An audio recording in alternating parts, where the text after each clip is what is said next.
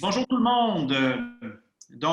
Mercredi 20 mai, 14 heures, en cette 10e semaine de confinement.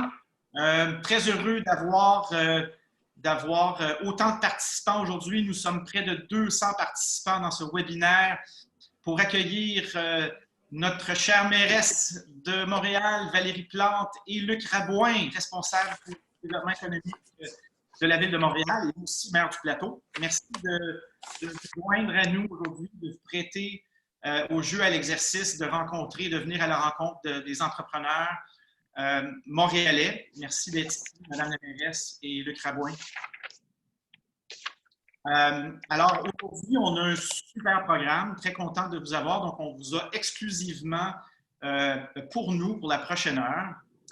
On va parler donc d'impact de la COVID sur la structure économique de Montréal, du rôle de la ville au niveau du développement économique, des défis, des opportunités pour les startups et comment les startups peuvent jouer un rôle moteur dans la relance.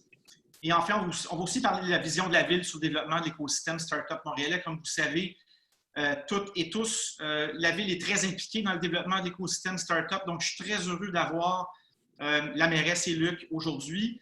La mairesse, donc Valérie Plante, nous accorde du temps cet après-midi. Très heureux de vous avoir avec nous. Alors, je vous cède la parole, Madame la mairesse.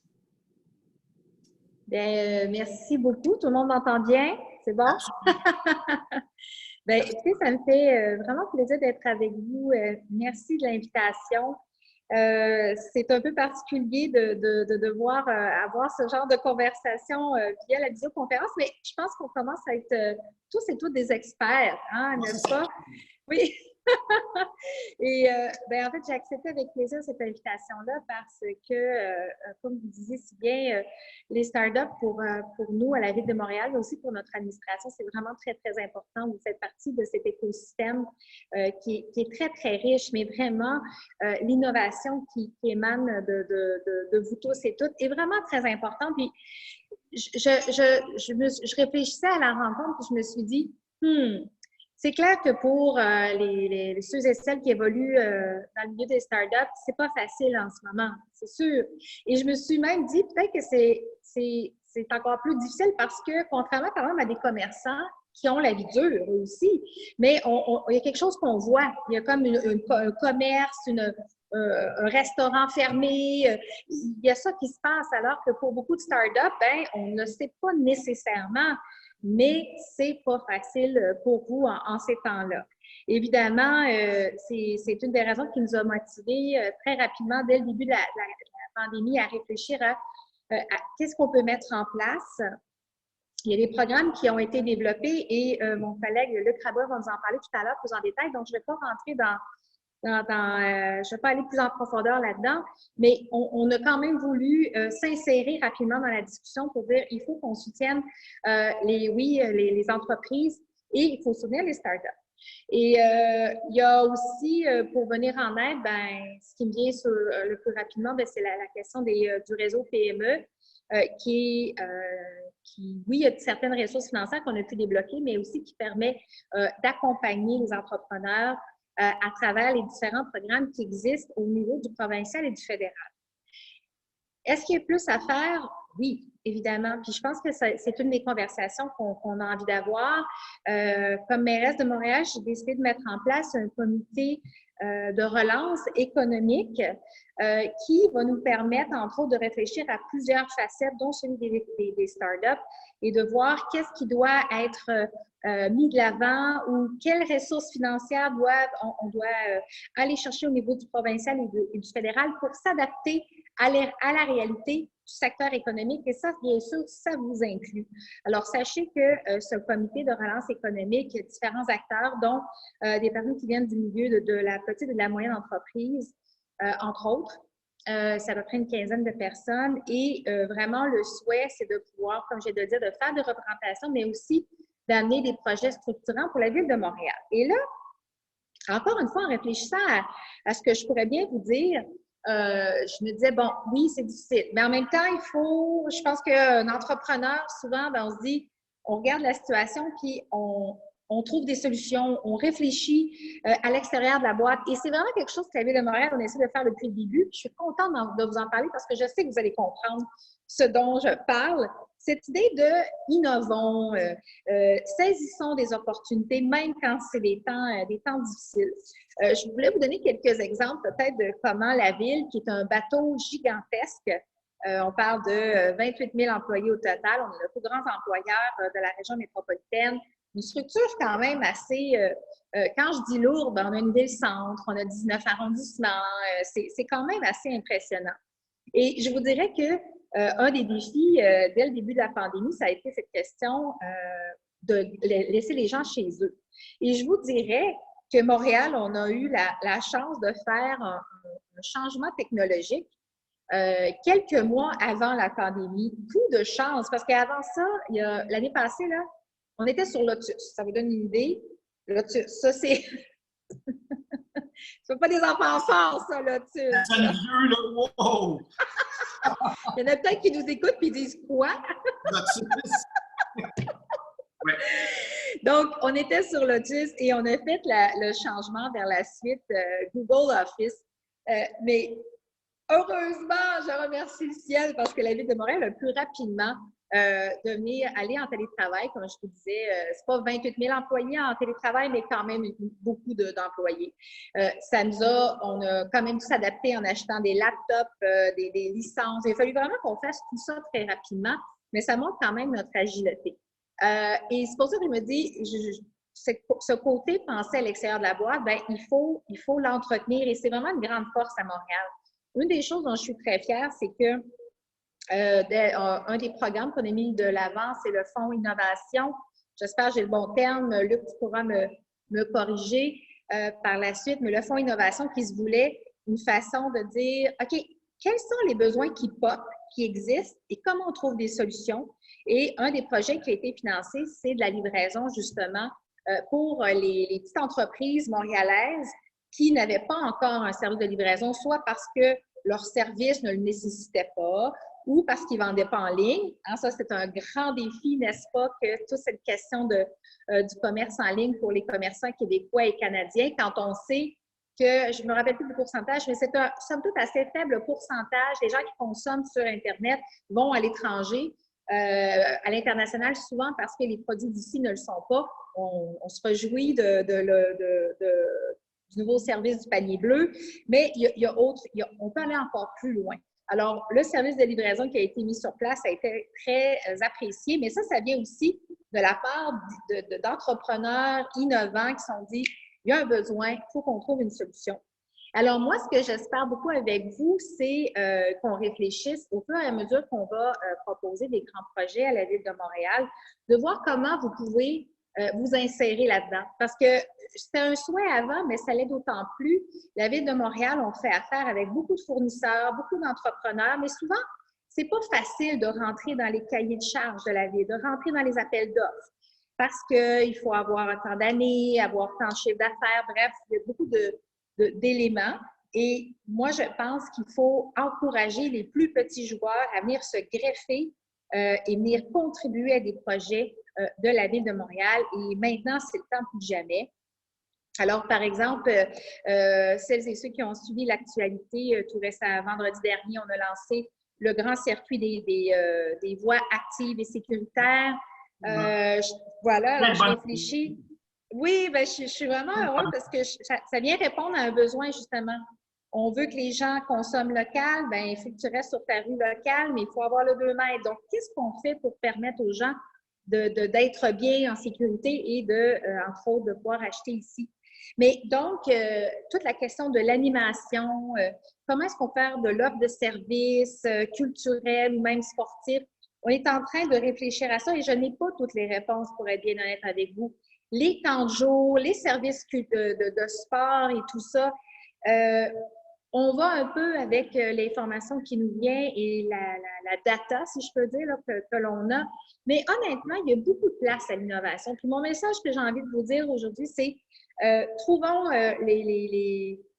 comment est-ce qu'on peut mutuellement profiter les uns des autres, si je peux dire.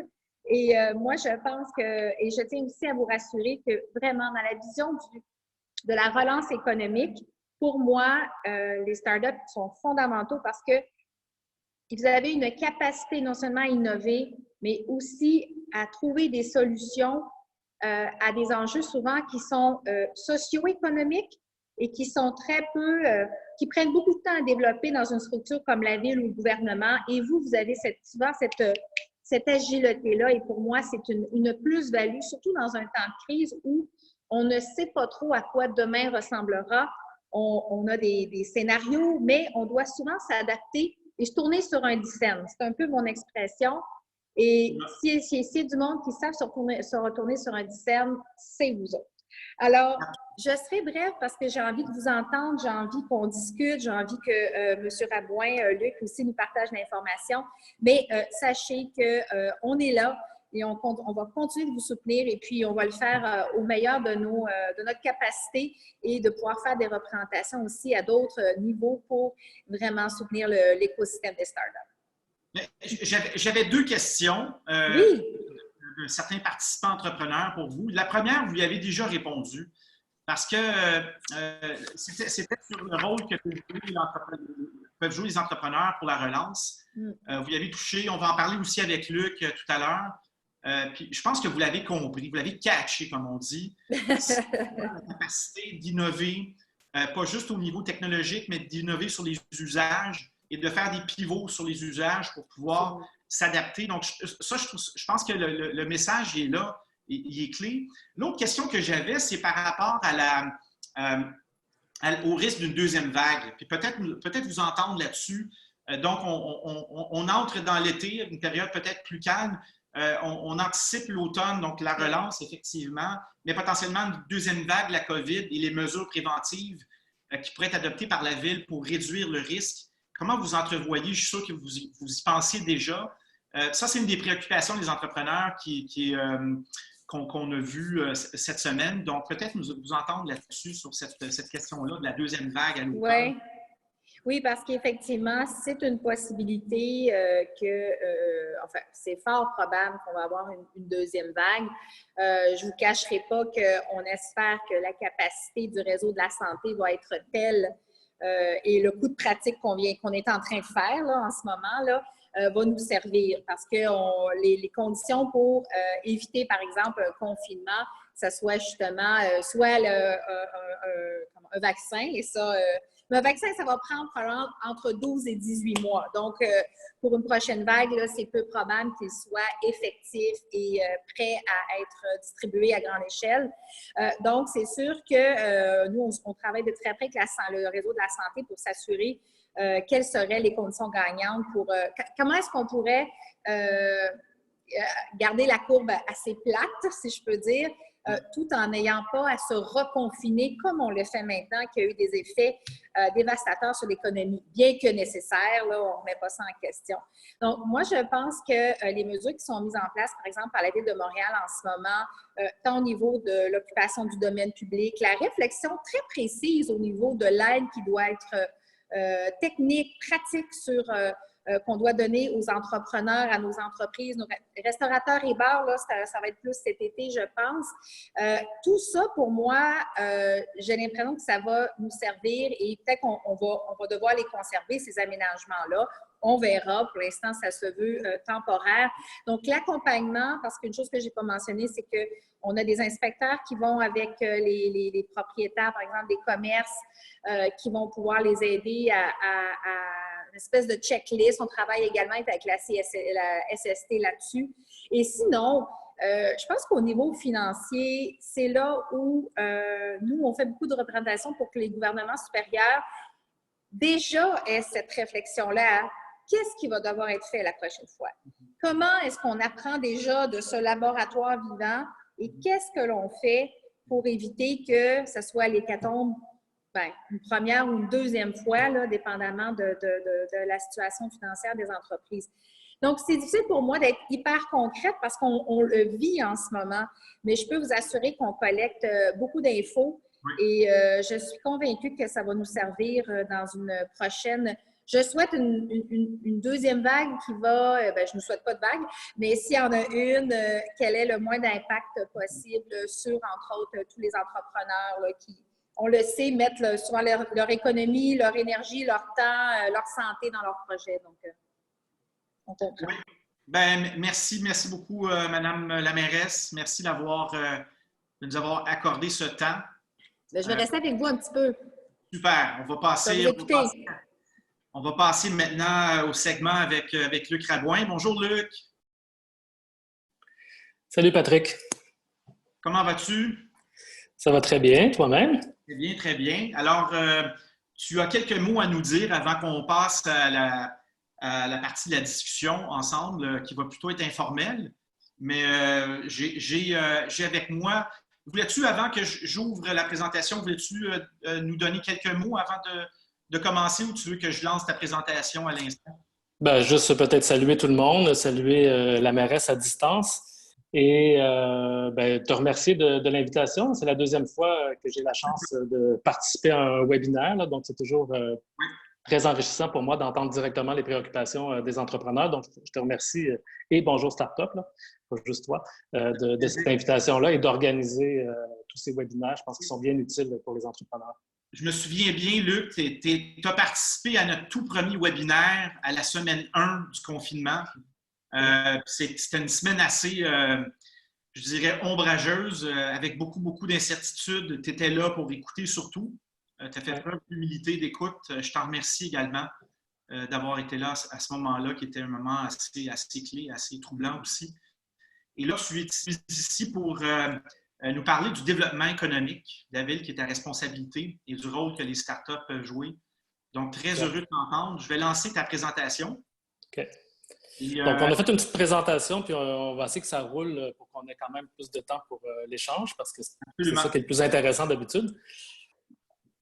Mais je l'ai vu, je l'ai parcouru en bonne partie, puis il y a du bon stock là-dedans. Fait que je te laisse prendre le contrôle du rythme, puis c'est moi qui va changer les diapositives au fur et à mesure. OK, donc je sonne la cloche, puis tu changes de diapo, c'est ça? Absolument. OK, donc voilà, on peut changer de diapo.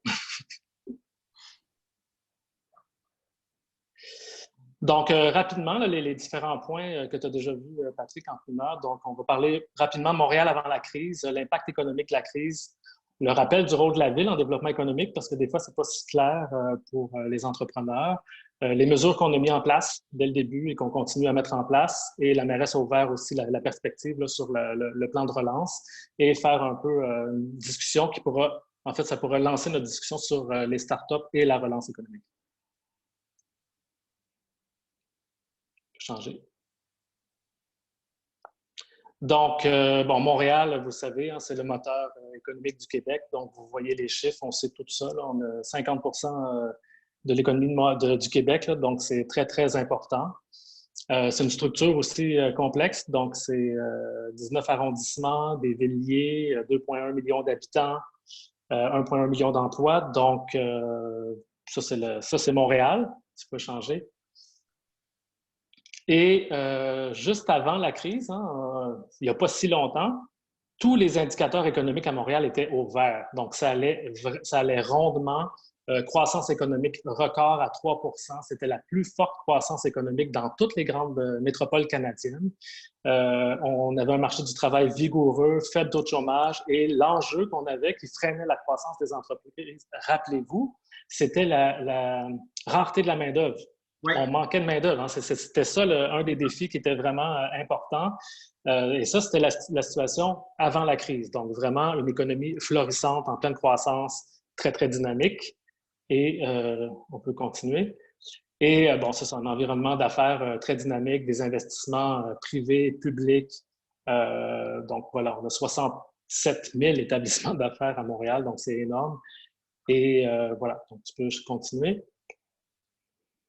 Est arrivée la crise de la COVID, donc on a tout arrêté en fait. Hein. Le premier ministre a mis le Québec en pause, c'était son expression. Donc une crise sanitaire sans précédent, très importante et d'une grande ampleur à Montréal. Hein. Donc on est vraiment au cœur de la crise sanitaire, 51 % des cas confirmés à Montréal, 63 % des décès. On a une concentration urbaine hein, qui favorise aussi objectivement la contagion. Beaucoup d'incertitudes sur, bon, les entrepreneurs qui sont ici, c'est la même chose, mais les plus gros joueurs, c'est la même chose. Incertitudes qui reportent souvent des décisions d'investissement parce qu'on attend un peu de voir venir. Est-ce que ça va reprendre? Est-ce que ça ne reprendra pas? Quand est-ce que ça va reprendre? On apprend au fur et à mesure de l'évolution de la situation. Les décisions sont prises. Donc là, on sait qu'on reprend le commerce de détail, mais les bars, restaurants, eux, ne savent pas. En tout cas, il y a encore beaucoup d'incertitudes. Tout le monde découvre à mesure, les entrepreneurs, je veux dire, à mesure le sort qui leur est réservé. Donc, je veux juste aussi dire un petit mot sur bon, l'emploi. Oui, bon, évidemment, le taux de chômage est augmenté d'un coup, de manière très importante. On parle de 18 %. On espère qu'une bonne partie de ça sera temporaire, mais quand même, là, on sait qu'on ne reviendra pas avant la COVID, avant plusieurs mois. C'est quand même des chiffres énormes. Hein? Énorme, oui, tout à fait. Donc, non, c'est énorme. Et les enjeux sociaux aussi, bon, on les voyait quand même avant, mais disons que la crise sanitaire a mis en lumière beaucoup d'enjeux autour des inégalités sociales, des personnes vulnérables, défavorisées, exclues. On a beaucoup travaillé au début là, sous le leadership incroyable de la mairesse sur les personnes itinérantes, justement pour s'assurer qu'on s'occupait de tout le monde. Donc ça, on les a eus quand même pas mal dans la face, les enjeux sociaux, et maintenant, on les voit bien, puis on sait qu'il faut vraiment travailler sur cette question-là pour la suite des choses. Tu peux changer. Bon, là, rapidement, les secteurs touchés. Donc, bon, vous avez une petite liste là-dessus, je ne vais pas tous les passer, mais évidemment, hébergement, services de restauration, art et spectacle, c'est des secteurs qui n'ont pas encore d'indication sur la reprise. Hébergement, services de restauration, on pense bien avec l'été qu'on pourra probablement ouvrir des terrasses sous certaines conditions, etc., mais qu'on aura une partie d'été montréalais. Pour l'hébergement touristique, il n'y a pas de voyageurs de l'extérieur, très peu. Et bon, puis c'est pas sûr qu'il va y avoir beaucoup de monde d'ailleurs au Québec qui vont venir à Montréal, même si il va sûrement y en avoir. Donc, ça risque d'être un été montréalais.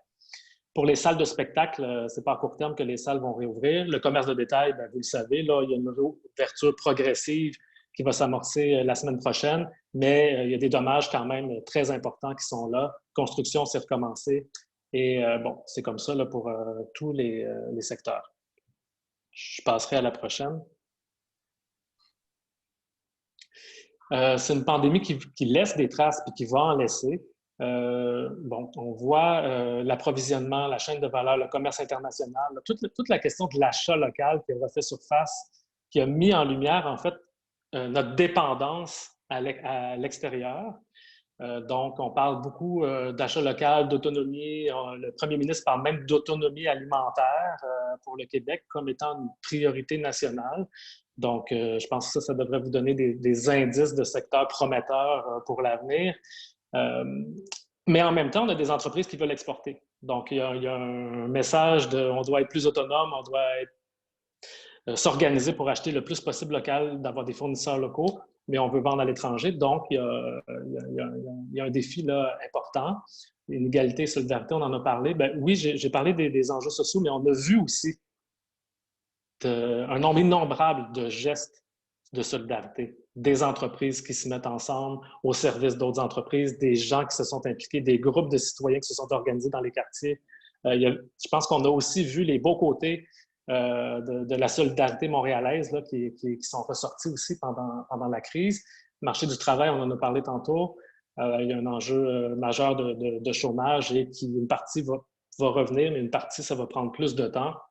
Transport et aménagement urbain. Donc là, avec l'annonce de la semaine dernière, on est en train de revoir.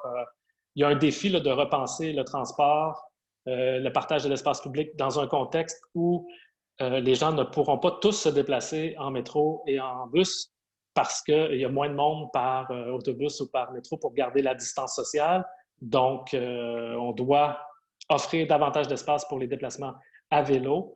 Donc, c'est ce qu'on a commencé à annoncer, mais il y a un vrai enjeu là, sur le partage de l'espace public. Et c'est en même temps, d'une certaine manière, une opportunité parce qu'on fait des choses, qu'on va pouvoir essayer des choses en accéléré. Puis là-dedans, peut-être qu'il y a des choses des initiatives qu'on voudra garder pour la suite. et d'autres non, mais on a une occasion d'expérimentation là en ce moment très intéressante. Impact sur les entreprises, les commerces, il va y avoir des fermetures. Hein. Il y a des entreprises qui ne passeront pas à travers. Donc, il y a celles qui vont fermer. Il y a celles qui vont s'hypothéquer et que ça va prendre plusieurs années à reprendre le dessus et à retrouver la rentabilité. Et la transition écologique, c'est à la fois un défi et à la fois une opportunité parce qu'on sait que la transition écologique est nécessaire, plus que jamais, et elle sera au cœur de la relance de Montréal. Le rappel de la ville en matière de développement économique, donc tu peux passer à l'autre. Avec le statut de métropole, Montréal, on a des pouvoirs en développement économique que les autres municipalités n'ont pas et certaines ressources. Donc, on peut planifier des stratégies, on a toutes sortes de programmes, on a accès à des fonds, on soutient des organismes aussi d'appui au développement économique. La mairesse a parlé du réseau PME Montréal, qui est vraiment le principal accompagnateur qui aussi offre du financement aux entreprises, un peu une porte d'entrée pour avoir accès aux différents programmes. Notre réseau généraliste, après, bien, on a toutes sortes d'incubateurs, d'accélérateurs et de réseaux plus spécialisés que la ville soutient grâce à sa compétence de développement économique. Et Bonjour Startup, c'est un des exemples d'écosystèmes qu'on soutient parce qu'on a bien confiance que vous avez la capacité de fédérer, de soutenir, d'être bien au fait des enjeux liés particulièrement au secteur des startups de Montréal. Tu pourrais passer à la prochaine. Soutien aux entreprises en temps de COVID. Donc là, on a dû, comme tout le monde, toutes les dernières semaines ont été beaucoup en mode urgence. Donc, on a décidé très rapidement le report du deuxième paiement de la taxe foncière pour donner une pause d'1 mois aux commerçants ou à tout le monde, en fait. On a tout de suite adopté un moratoire. Le réseau PME Montréal octroie des prêts à des entreprises et toutes les entreprises qui avaient un prêt n'avaient aucune démarche à faire. On a octroyé un moratoire à tout le monde de 6 mois, un break.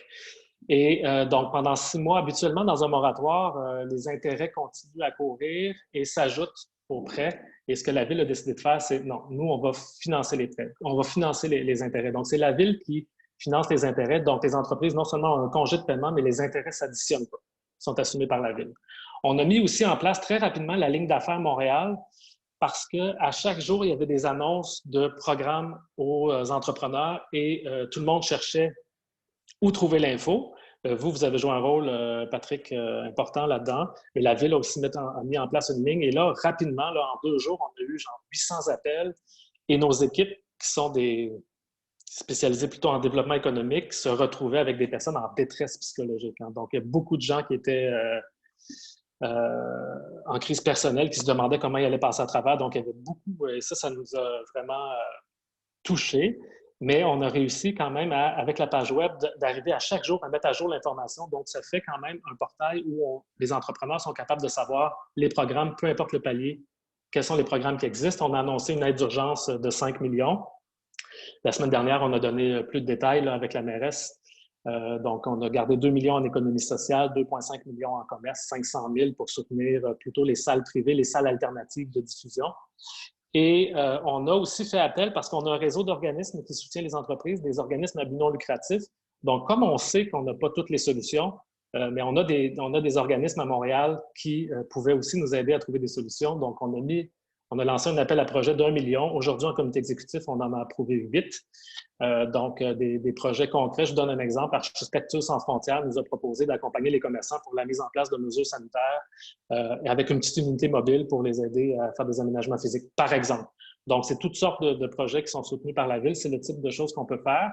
La mairesse a parlé du projet de livraison urbaine qu'on a mis en place en accéléré avec Jalon Montréal, avec les sociétés de développement commercial, mais aussi avec des entreprises, Coop Carbone, Courant Plus, La Roue Libre, Livraison Vélo Montréal, donc des entreprises qui faisaient déjà ça. On les a mis ensemble et on a fait en 3 semaines ce qu'on rêvait de faire, disons, en 1 an ou 2.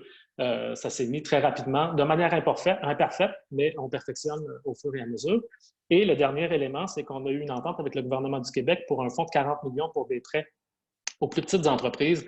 Rappelez-vous, la première annonce du gouvernement du Québec, ça a été un fonds pour des prêts de 50 000 et plus qui était géré par Investissement Québec. Et nous, tout de suite, on a fait des représentations auprès du gouvernement pour dire c'est super, mais les plus petites entreprises ne se qualifieront jamais, n'ont pas de capacité d'emprunt de ce niveau-là. Donc, on a réussi à avoir une entente. Et encore là, la Ville assume les intérêts pendant 6 mois, offre un moratoire, et ces prêts-là sont disponibles auprès du réseau PME Montréal. Je continue. Prochaine diapo. Plan de relance, donc on sait que la relance va être sous le signe de la transition écologique et de l'inclusion sociale. Hein. C'est 2 valeurs très, très importantes qu'on va avoir dans la relance. On peut continuer. Défis et opportunités, portrait des startups, c'est plus vous les spécialistes de ça. Là. Donc, on dit qu'il y a entre 1300 et 2000 startups à Montréal. Il y a plusieurs organismes de soutien ou structures, là, incubateurs, accélérateurs, espaces de coworking, dont certains sont soutenus par la Ville, financés par la Ville. Il y a une communauté autour de vous aussi, une communauté de partenaires financiers de différents types. Et il y a des grands joueurs mondiaux qui sont là, avec qui aussi, qui sont aussi probablement des clients pour vous et des potentiels partenaires. On sait dans les défis évidemment, il y a un rétrécissement de la demande. Est-ce que le rétrécissement de la demande va être de très courte durée ou un peu plus longue? C'est ce qu'on ne sait pas. On sait que les marges de manœuvre pour les startups, mais c'est vrai pour toutes les plus petites entreprises, la plupart ont très peu de liquidité, pas de fonds de roulement, donc elles ne peuvent pas durer très longtemps sans revenus. Donc, c'est pour ça, entre autres, qu'on est allé chercher le programme du gouvernement du Québec, le fonds de 40 millions. Il y a un ralentissement dans les prises de décision d'investissement, donc pour les grands joueurs. Et c'est la même chose pour les investisseurs, capital de risque, etc. Il y a quand même un petit ralentissement où tout le monde regarde un peu ce qui va se passer avant de se remettre à investir. Et là, le défi pour vous, probablement, c'est de s'assurer que les choses repartent, en tout cas en termes d'investissement, dès qu'il y aura une perspective plus claire sur la suite des choses. On continuerait. Les opportunités, il y en a évidemment. Bon, on a 2 grands enjeux que nous, on a ciblés, la transition écologique, l'inclusion sociale. Fait que c'est sûr que là, c'est des défis qu'on a pour les années à venir. Donc là, je pense qu'il y a quand même des solutions innovantes qui peuvent être réfléchies par les startups. Il y a des nouveaux marchés en lien avec la crise sanitaire, notamment toute la question de la chaîne d'approvisionnement, la logistique. On est tout en train de revoir les choses. On l'a vu avec les livraisons à vélo qu'on démarre à petite échelle, mais il y a des gros joueurs qui s'en vont. Foodora, par exemple, qui annonce qu'il s'en va. Donc, la livraison des restaurants, etc. Les choses bougent très rapidement en ce moment. Les besoins sont là et plusieurs entreprises attendent des propositions de solutions pour répondre à leurs enjeux. Et nous, la Ville aussi. Donc, là, la mairesse a ouvert la porte là-dessus. Je pense qu'il y a des défis urbains que nous, on voit, pour lesquels on pourrait profiter de l'agilité et la créativité des startups montréalaises. Et puis le virage numérique des entreprises, la mairesse en a parlé aussi, mais par exemple des commerces. Il y a toute une transformation des modèles d'affaires qui sont en train de se faire en ce moment dans tous les secteurs. Donc, il y a certainement des opportunités pour des solutions innovantes, pas seulement technologiques, mais aussi technologiques. Donc, voilà, c'est quelques opportunités qu'on met sur la table. Si vous continuez, je pense qu'on est proche de la fin. Startup et la relance, on est quand même déjà dedans. Mais oui, l'innovation, autant où c'était quelque chose qui était valorisé dans les mois, les dernières années, autant où en ce moment, c'est plus une question de valorisation, là, on n'a juste pas le choix. Donc, c'est absolument nécessaire. Donc, évidemment, on a besoin, pour relancer Montréal, de toute cette créativité-là, cette capacité d'innover pour relancer la ville. Maintenant, je pense que l'innovation a été beaucoup un buzzword. Maintenant, c'est une nécessité absolument, je ne sais pas si on peut dire une nécessité essentielle, mais je pense que ce serait un pléonasme, mais on se comprend qu'on n'a pas le choix. Il faut penser les choses autrement, il faut les faire autrement. Dernière slide, je pense. Diapo. Oui, en tout cas, nous, en termes de rôle pour la ville, évidemment, notre rôle, une partie de notre rôle, c'est de s'assurer que les entrepreneurs ont tous les outils nécessaires pour être capables de réaliser leurs projets. Le soutien au réseau PME Montréal, c'est un exemple. Le soutien à certains incubateurs, le soutien au réseau Bonjour Startup Montréal, c'est un exemple. C'est ça travail, hein, c'est de s'assurer que tout est en place pour que vous puissiez le plus rapidement possible passer de l'idée au projet d'affaires et à la croissance de votre entreprise. On a aussi comme rôle de favoriser la collaboration, le développement de partenariats structurants. C'est le genre de choses qu'on peut faire et d'ajuster nos programmes. On l'a fait pendant la crise. On a changé les règles des programmes pendant la crise, donc on est capable de le faire. Donc, si jamais il y a des enjeux là-dessus, on est toujours ouvert à recevoir les commentaires, les besoins de votre part là-dessus et d'utiliser, et là-dessus aussi, la mairesse a dit un mot là-dessus, la ville comme acheteur, de s'assurer que nos règles permettent aussi aux plus petites entreprises d'accéder à notre marché public de la ville là-dessus. Dernière, je pense. Donc, ben oui, les startups, je me cite moi-même, les startups peuvent contribuer de manière significative à la relance de Montréal. Et pas seulement la relance, mais on relance, mais on fait aussi un virage en même temps vers une ville qui est encore plus créative. On est une ville créative, plus inclusive et résolument engagée dans la transition écologique. Et pour faire ça, bien évidemment, on a besoin de vous. Donc, merci pour votre temps et cette occasion. Merci, merci de nous avoir partagé ça, Luc. Si tu le permets, est-ce qu'on pourrait le partager avec les participants après la rencontre, cette présentation-là? Oui, oui, absolument, sans problème. Parfait. Donc, on va demander à l'équipe d'envoyer ça à tout le monde. Écoute, il y a beaucoup de stock là-dedans. On a encore du temps, donc ensemble, pour en discuter. Moi, j'ai quelques questions là, qui me viennent à l'esprit d'emblée. Notamment, il y a des choses importantes que tu dis là-dedans, là, puis je les ai notées. Tu as le fait que l'innovation est une nécessité. Donc, ce que je comprends, c'est que vous avez vraiment... c'est sûr qu'il y a un ressac économique qu'on sent, mais on veut profiter, à la ville, on veut profiter de cette pandémie pour changer les choses, accélérer une transformation. Puis vous voyez clairement un rôle pour les startups là-dedans. Puis ça va être intéressant de voir ce rôle-là se concrétiser au cours des prochains mois. Donc, moi, je vois ça d'un œil très, très positif. On a, tu parles de plusieurs choses importantes aussi, dont l'aspect de la commande publique. Ça, c'est un aspect je pense, qui a été complexe à gérer dans le temps. Moi, j'ai participé à la création d'Innocité, qui était le premier accélérateur Ville intelligente il y a 6 ans. Il y a eu des difficultés par rapport justement aux limites par rapport à la commande publique. Donc, c'est une grosse bête à attaquer. Et peut-être que justement, la pandémie donne une occasion d'ouvrir cette boîte-là puis de dire, OK, comment est-ce qu'on peut accélérer les choses? Si tu le permets, j'aimerais ça t'entendre en parler plus. Avez-vous réfléchi davantage à cette opportunité-là, puis comment ouvrir justement le capot, puis changer progressivement ces normes-là d'attribution de contrats par la ville, de projets pilotes, etc. Donc, avez-vous déjà commencé à plancher là-dessus, Luc, puis peut-être nous donner une indication vers où ça s'oriente? Ça, c'est une des choses les plus importantes que vous annoncez aujourd'hui, c'est cette volonté-là de s'attaquer à cette bête que plusieurs intervenants à la ville veulent changer. Mais là, voilà l'occasion rêvée pour le faire. C'est ce que j'entends de vous autres. Fait que peut-être nous expliquer un petit peu plus là, en détail comment tu vois ça, puis si tu le permets, là, de nous ouvrir un petit peu ta pensée là-dessus. Bien, en fait, il y a une partie qui est... parce que je les vois vite passer, je ne les vois pas les questions, là, mais sur le Zoom. Il y a une partie qui est des appels à projets, puis que là, les organismes ou entreprises peuvent postuler dans des appels à projets de plus petite envergure. La question du service d'approvisionnement, c'est vraiment dans nos approvisionnements, la ville, les appels d'offres, etc.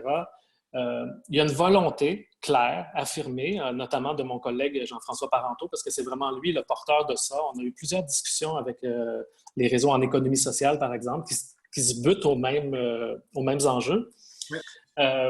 Parce que les contrats sont souvent juste trop gros. Donc, ce n'est pas possible pour une petite entreprise de répondre à l'ensemble, ou les enjeux de qualification sont sont difficiles. Donc, je pense que c'est un sujet sur lequel on avance, mais je pense que la crise va nous obliger à avancer plus rapidement parce qu'on a besoin d'avoir des solutions plus souples, flexibles. Et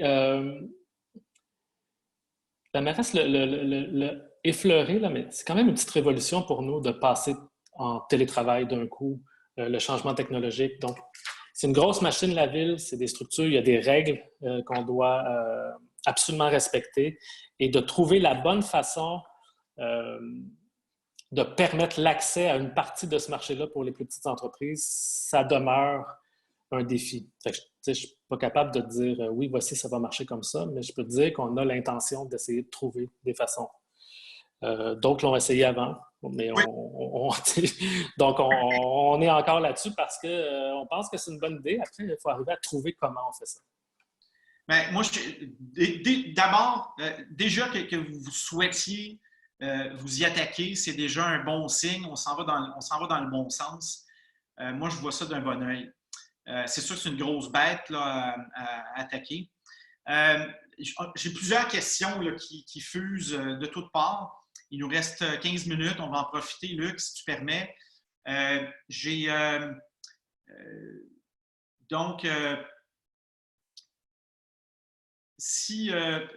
une question de Frédéric ici. Bonjour Luc. Si nous avons un projet structurant pour Montréal, est-il possible d'en faire une priorité du comité exécutif? Donc, comment est-ce qu'on fait cheminer une idée de projet structurant jusqu'au comité exécutif?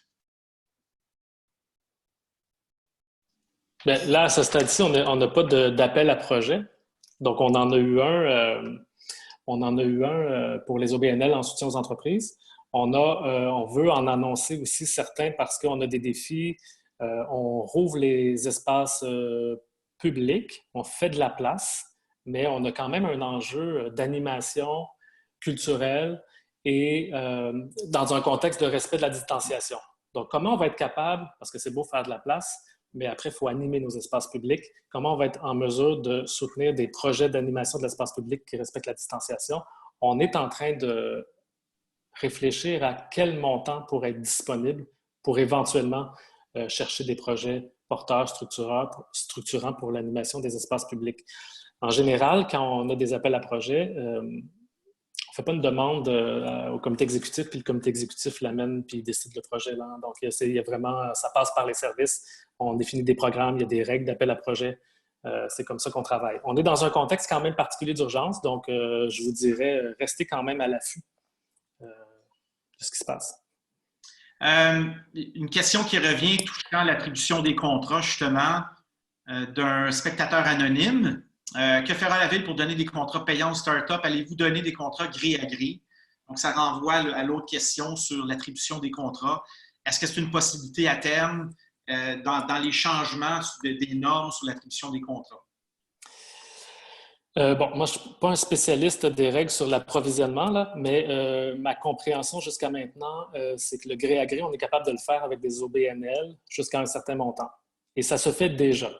Donc ça fonctionne. Pour des entreprises à propriété privée, là, on n'en fait pas, sauf s'il faut vraiment avoir une raison que c'est le seul fournisseur possible, etc. Donc, si la question vient d'une entreprise d'économie sociale ou un OBNL, ça existe déjà, on peut en faire. OK. Autre question d'André Falleros. L'éducation et la génération de savoir comme vecteur de développement économique?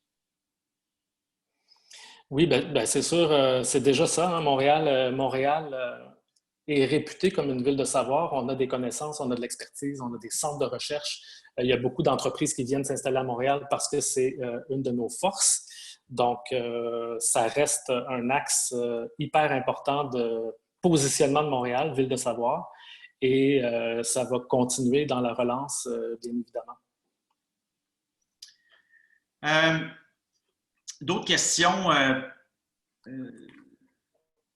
Est-ce qu'on entrevoit d'autres mesures et aides dédiées aux entrepreneurs et aux entreprises de Montréal dans le futur? Est-ce qu'il y a d'autres mesures à venir?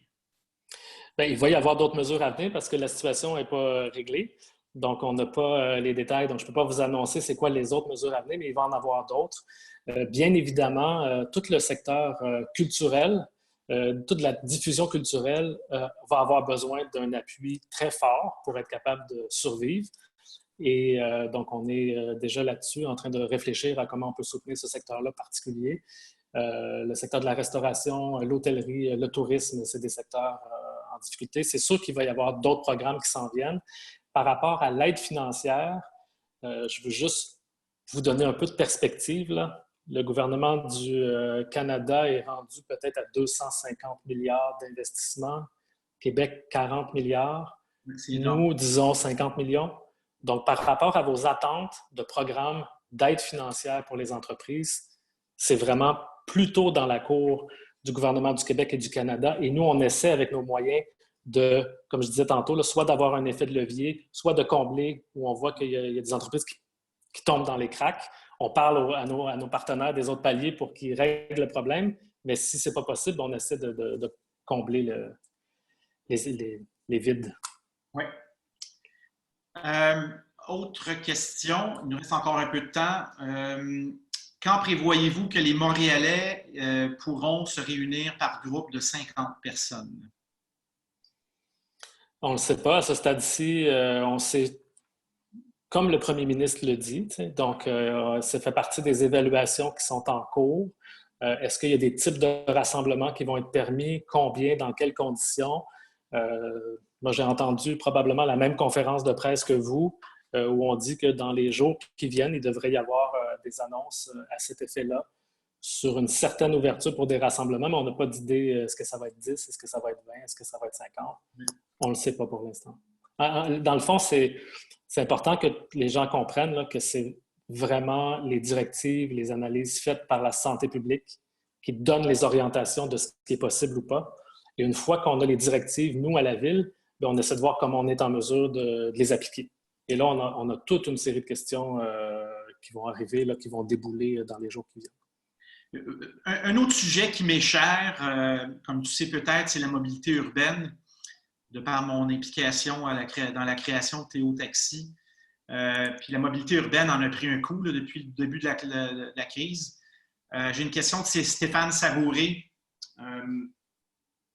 Il est probable que l'automobile va prendre une place de plus en plus importante par rapport au transport en commun. Donc, on va connaître un recul par rapport à tous les gains qu'on a faits en transport collectif depuis 10 ans, malheureusement. Comment la Ville de Montréal va gérer l'expansion de l'auto-solo et favoriser des pratiques plus vertueuses comme l'autopartage, par exemple, des incitatifs sur le stationnement de véhicules partagés? Très bonne question de Stéphane, merci. Luc, avez-vous commencé à réfléchir à ça? Je sais que c'est aussi ton collègue, M. Caldwell, là, qui s'occupe de ce dossier-là, mais avez-vous déjà eu des discussions là-dessus? Et quelle est votre vision là, sur le transport collectif? En fait, on sait qu'il va y avoir un peu plus de déplacements en auto, mais on sait qu'il va y avoir beaucoup plus de déplacements à vélo. En tout cas, au moins pendant la période estivale. Et une des façons qu'on a pour encourager ça, c'est d'aménager des voies cyclables, conviviales et sécuritaires. Il y a encore beaucoup de gens qui ne se déplacent pas à vélo simplement parce qu'ils ont peur. Ce n'est pas qu'ils n'ont pas la capacité physique. On comprend qu'il y a des gens qui n'ont pas la capacité physique. Là, ça, il n'y a pas d'enjeu là-dessus. Mais il y en a qui ont la capacité physique, qui ont une distance raisonnable de déplacement, qui ne le font pas parce qu'ils ont peur. Donc là, avec tout le réseau qu'on vient d'annoncer, on va aider là-dessus. Et si vous suivez l'actualité, là, je veux dire, dépêchez-vous pour acheter un vélo parce qu'il n'y en a plus. Donc, je pense qu'il va y avoir vraiment une augmentation du déplacement à vélo. Sur l'autopartage, je pense qu'il y a déjà eu quand même des mesures d'assouplissement qui ont été faites là, sur la tarification, mais ça, c'était avant la crise. Là. Oui. Les gens utilisent moins l'autopartage qu'ils utilisaient hein, quand même. Je pense qu'il y a eu une baisse, ce que j'en ai compris. J'ai déjà travaillé un petit peu dans ce domaine-là. Et donc voilà, mais nous, ce qu'on veut vraiment, c'est aussi de donner le message que le transport en commun, on va le gérer de manière sécuritaire parce qu'il y a une partie où les gens, il faut qu'ils reprennent confiance dans le transport en commun. Donc, à partir du moment où les règles sont bien respectées, les gens vont l'utiliser. C'est sûr qu'on n'a pas la même capacité de déplacement, donc il ne faut pas que tout le monde se mette à retourner travailler en même temps. C'est pour ça qu'on encourage aussi le maintien, la prolongation du télétravail. Ça pose d'autres défis, mais par exemple au centre-ville, si tous les gens qui travaillent au centre-ville continuent en télétravail, les commerces n'auront plus de clients. Donc, il y a une partie, probablement qu'il va y avoir un déconfinement progressif du télétravail, mais ça reste quand même, quand on travaille à la maison, on ne se déplace pas. Absolument. Ce qui me mène à l'autre question, mais pour clore ce sujet-là, ce matin, il y avait un article dans la presse qui parlait du boom de la vente des vélos, des bicyclettes. Pas juste à Montréal, mais partout dans le monde. Donc, on est en train peut-être de voir naître une nouvelle vague là, d'appétit pour le déplacement en vélo. Donc, ça, c'est positif pour ce qui concerne le transport actif à Montréal. Donc, question de Pascal Lemay. Quel est, selon vous, l'avenir du centre-ville, car les entreprises auront recours de plus en plus au télétravail couplé à la distanciation? Oui, donc c'est un enjeu très, très important. La mairesse a parlé d'un comité aviseur qu'on a là, sur la relance économique et le centre-ville. C'est vraiment un des enjeux à très court terme là, qui est important. Comme je disais, si les gens ne vont pas travailler au centre-ville, c'est à peu près 400 000 emplois au centre-ville. C'est les clients des commerces, c'est les travailleurs. Et l'autre raison pour aller au centre-ville, c'est les grands événements, les festivals, l'animation culturelle. Donc, s'il n'y a ni un ni l'autre, on a un centre-ville qui est en sérieuse difficulté. Donc, c'est pour ça qu'on est vraiment en train de travailler de manière très accélérée là, avec certains partenaires pour identifier des actions structurantes pour, je vais le dire entre guillemets, là, mais pour sauver le centre-ville à court terme. Donc, qu'il y ait de la vie, qu'il y ait de l'espace, qu'il y ait du monde au centre-ville en respectant la distanciation sociale. Et en parallèle, on réfléchit aussi à plus moyen terme. Donc, il y a des choses à très court terme qu'il faut faire pour qu'il y ait quand même du monde qui ne viendront pas travailler. Donc, il faut qu'ils viennent pour d'autres choses. Oui. Et on a une opportunité cet été. De ce que je comprends, on va être confinés à Montréal. Probablement pour cet été. Les Montréalais, si je comprends bien, ne pourront pas voyager à l'extérieur là, de Montréal pour l'été. Est-ce que c'est clair? C'est pas si clair parce que j'ai compris, moi, que les barrages étaient plutôt levés. Bon, pour l'instant, bon, ça dépend des fois de ce qui sort dans les médias. On ne sent pas un grand appétit des régions d'accueillir les Montréalais, mais en même temps, vous savez, parfois, on met juste les accents sur les quelques-uns. Ouais. Je pense qu'il y a quelque chose qui est en train de se passer et qui va changer. Le fait que la situation aussi s'améliore à Montréal d'un point de vue sanitaire, je pense que ça va aussi ouvrir des possibilités. Mais c'est clair que l'été 2020 à Montréal, ça va être un été montréalais. Oui. Donc là, on a c'est pour ça que si on veut que les Montréalais viennent au centre-ville, il faut qu'on offre quelque chose. Oui. Donc là, on pense à multiples terrasses, mais ça prend aussi de l'animation urbaine, de l'animation culturelle. Donc c'est ça qu'on est en train de réfléchir et ça va être la même chose dans d'autres quartiers aussi. Là. Donc il va falloir convaincre les Montréalais de venir dans nos quartiers. Je pense aux différentes rues commerciales, par exemple. Oui. Donc il y a un enjeu là-dessus et notre cible première, c'est quand même les Montréalais, mais aussi les gens d'ailleurs de Montréal qui vont venir à Montréal parce qu'ils n'auront pas si peur, parce que la situation va s'améliorer dans les prochaines semaines, et possiblement des gens d'ailleurs au Canada. Absolument. Écoute, Luc, je pense qu'on est rendu à la fin de notre entretien. J'aurais aimé ça que ça dure plus longtemps. On est à 5 minutes avant 3 heures. Peut-être un petit dernier mot de la fin pour nos amis entrepreneurs. Puis, on va passer au dernier segment de notre webinaire aujourd'hui. Bien, merci. Je vous remercie Bonjour Startup pour l'invitation, l'occasion d'échanger avec vous. Puis pour les entrepreneurs, bien, oui, c'est une période qui est difficile, puis on le comprend, là, c'est difficile pour tout le monde. Mais il y a, je pense, plusieurs opportunités qui émergent, qui vont émerger, qui émergent déjà. Et vous avez certainement tous les atouts. En tout cas, vous êtes assez bien placé à cause de votre créativité, votre agilité, la capacité de trouver des solutions innovantes, de tirer votre épingle du jeu. Donc, courage, lâchez pas. Pour vous, mais pour la ville aussi, parce que pour la ville comme territoire, pour la ville comme institution, parce qu'on a besoin de vous à Montréal. Un grand merci, Luc, de t'être prêté au jeu. Et puis, hâte de rejaser tout ça avec toi cet été. Et vivre notre été montréalais ensemble. Merci. Super, merci. Merci tout le monde. Salut, Luc. Salut. Donc, je passe au dernier segment de notre webinaire d'aujourd'hui, de notre mercredi Startup. Donc, les synthèses des mesures économiques. La semaine dernière, donc, le provincial avait annoncé le report de l'ouverture des commerces au 25 mai. Il y avait aussi un soutien additionnel là, qui avait été annoncé de la part du fédéral pour le programme de financement de la BDC et la prolongation jusqu'en juin de la subvention salariale. Donc, cette semaine, on a eu l'annonce que c'est maintenant prolongé jusqu'à la fin août, cette subvention salariale. Il y a aussi l'annonce par le fédéral d'un investissement de 15 millions de dollars aux organismes qui supportent l'entrepreneuriat féminin. Ensuite, le fédéral a également annoncé l'élargissement des critères d'admissibilité au programme de garantie de prêt pour les petites et moyennes entreprises. Et donc, il y a évidemment l'élargissement des types d'entreprises éligibles, mais aussi les entreprises dont la masse salariale est de moins de 20 000 $ en 2019 qui sont désormais éligibles aujourd'hui. Donc, ça, c'est pour les mesures économiques de la semaine.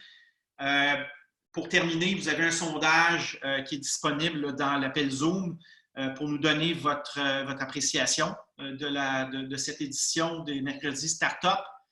Je vous rappelle que demain, il y a un panel organisé par la Chambre de commerce de Montréal sur le rôle de l'écosystème Startup dans la relance économique avec Samantha Dode Nacera de L'Oréal Canada, Michel Leblanc de la Chambre de commerce de Montréal, Sylvain Carl de Real Ventures et Pascal Audette de Carebook. Donc, Eliette Lamonde, ma cofondatrice dans Bonjour Startup, qui va animer ce panel. Donc, pour vous inscrire, vous avez le lien dans cette présentation. Encore une fois, comme d'habitude, je vous présente les ressources qui sont à votre disposition. Et je vous rappelle aussi que la semaine prochaine, on a un super webinaire, un autre programme super intéressant avec Louis Vachon, qui est président et chef de la direction de la Banque nationale. On a David Côté, qui est cofondateur de Loop Mission, les jeux Loop, et Rodolphe Barrère, cofondateur et CEO de Potluck. Donc, on vous attend mercredi, 14h de la semaine prochaine. Je vous rappelle qu'on a plein de ressources pour les entrepreneurs durant la COVID sur notre site web bonjourstartupmtl.ca/mission COVID-19. Et on a également un document collaboratif, un Google Sheet, qui contient l'ensemble des programmes gouvernementaux pour aider les entrepreneurs. Donc, c'est à votre disposition. Je vous rappelle enfin que vous pouvez rejoindre notre communauté Bonjour Startup sur Slack. Il y a une chaîne qui s'appelle donc Bonjour Startup MTL-Slack et on a créé un canal COVID-19 pour échanger sur les mesures pendant la crise. Donc, je vous rappelle que vous pouvez vous inscrire à notre infolette où on diffuse chaque semaine les nouvelles de l'écosystème Startup. Il est 15h, je vous dis au revoir et je vous donne rendez-vous à la semaine prochaine, mercredi 14h. Donc, profitez de ce beau temps que nous avons dans les prochains jours. Je vous souhaite une belle fin de journée. Au revoir.